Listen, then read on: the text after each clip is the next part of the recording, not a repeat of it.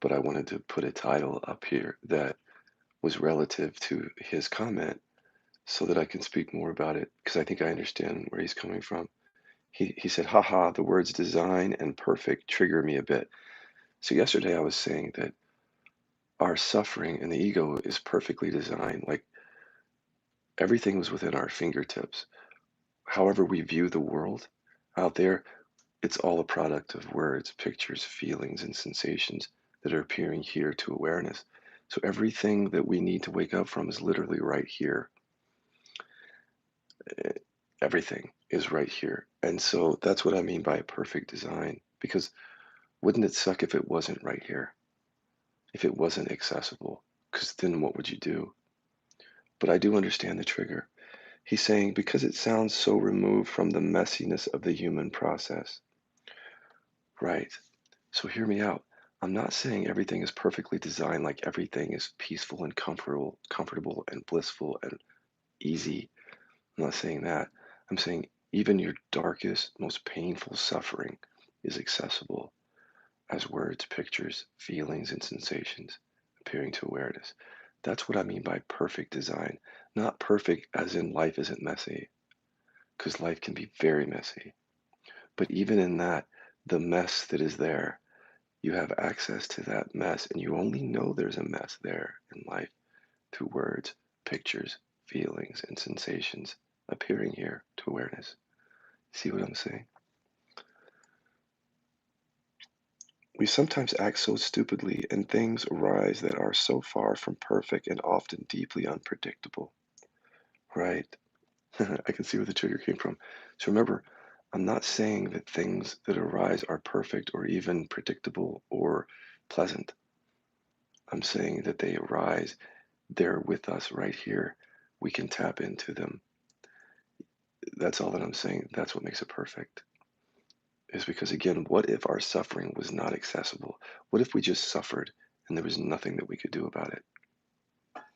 So it's perfect in that it is here. Sometimes it's unconscious. Sometimes we can't see it. But with the right inquiry questions, we can see those words and pictures.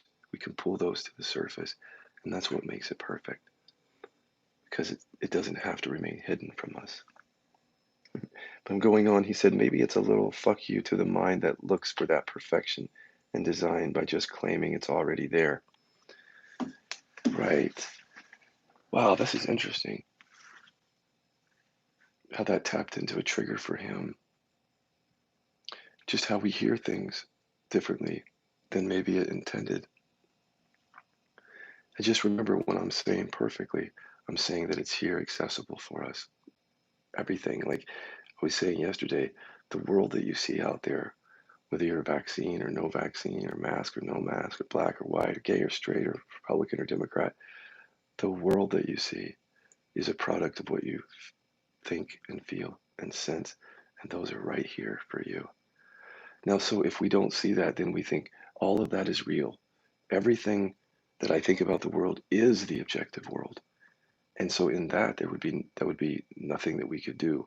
The design would be such that literally powerless because the world is objective. You can't do anything about your suffering around the world. But the world isn't objective. The world is a product of our subjective perceptions, our history, our conditioning, our language, our family of origin, our childhood experiences, which all arises as words, pictures, feelings, and sensations to present awareness. And then that filter shows us a world that is really germane to us. It's our world. The world that we see is the only world that we know. And that's a product of words, pictures, feelings, and sensations. And it's perfect in that we can access it then. It's right here. What I'm not saying is that everything is perfect in the world because that doesn't gel with someone who's experiencing suffering over something in the world. To say to someone that's already perfect may actually be a bypass. It can be. To say everything is already perfect, so I'm not even going to investigate what I'm believing, right? That's a bypass. And I know that the word perfection has been used like that in the past. Like Everything is already perfect, which may be your experience, but that's not what I'm talking about here. I'm not saying everything is already nice and harmonic or harmonized and pleasant and blissful and non-messy. I'm saying the good, the bad, the ugly, and the neutral are all accessible to us within present awareness, words, pictures, feelings, sensations. Still, I do think sometimes we justify our unskillfulness by thinking, surely there is good reason I do this, when sometimes we are a bit like a fly flying against a window or a volcano erupting on a city. Thankfully, we can see we are so much more than this. I catch myself doing this with the more paranoid thoughts. They surely reflect something back to me, like the need for security, but the thoughts by themselves often seem to be toxic and not serving me. Asking, is this serving me? And see how it's not feels freeing. Not so perfect design there. Yeah.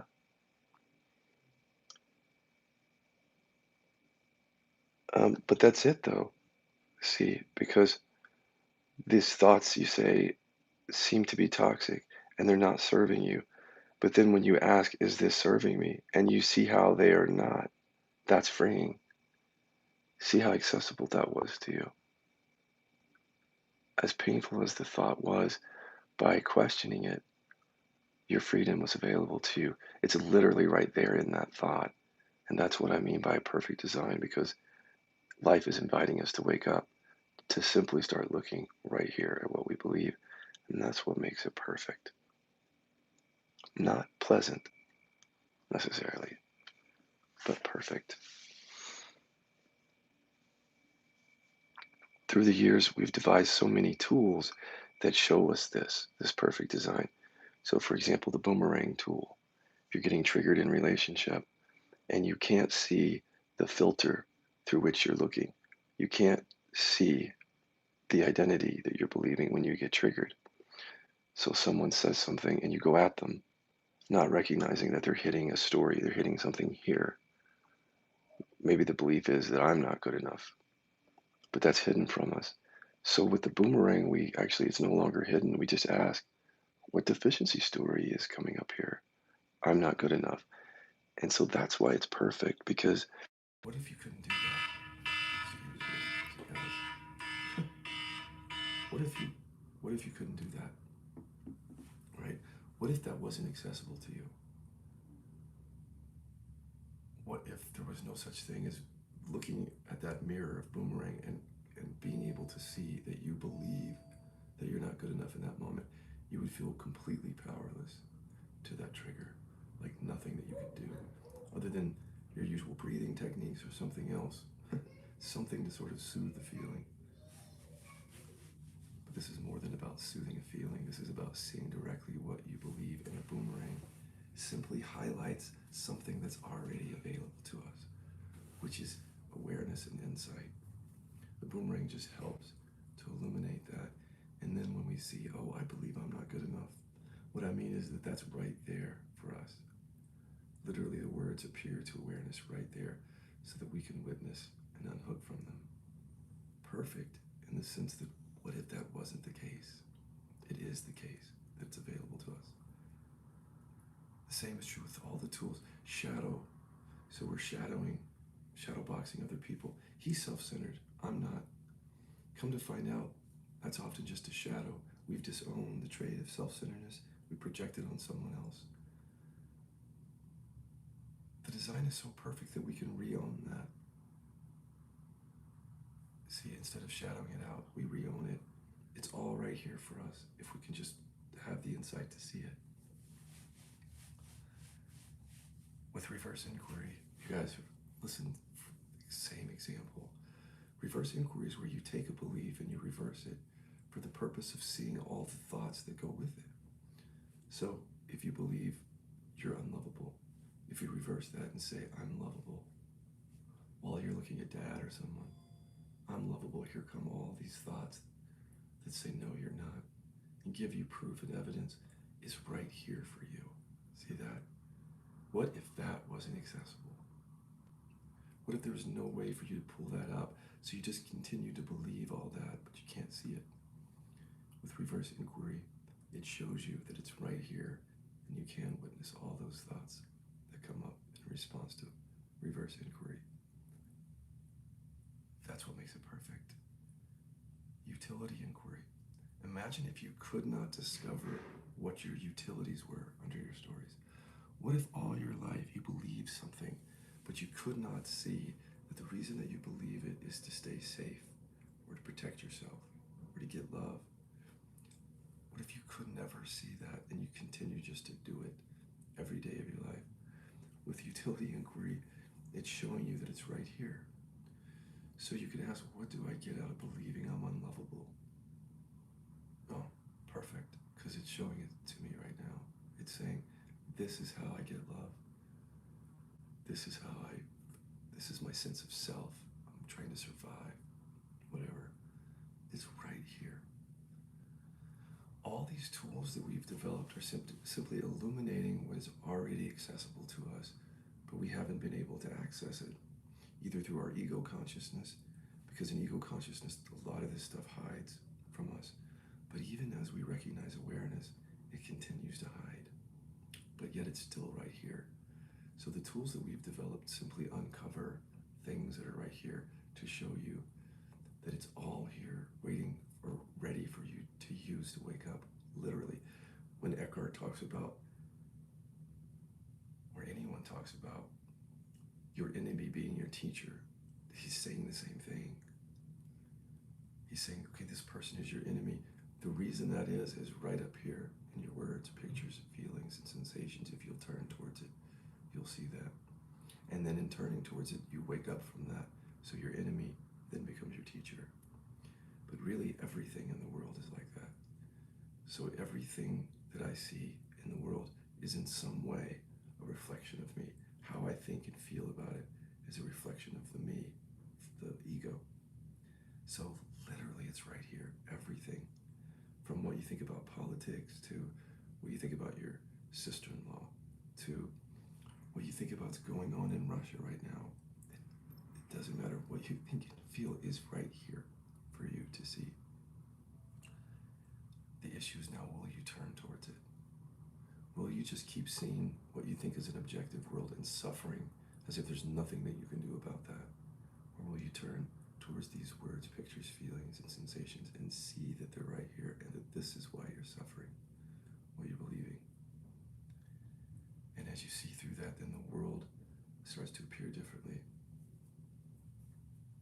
It stops mirroring back your suffering when you're clear. And that's the end of your world that I was talking about.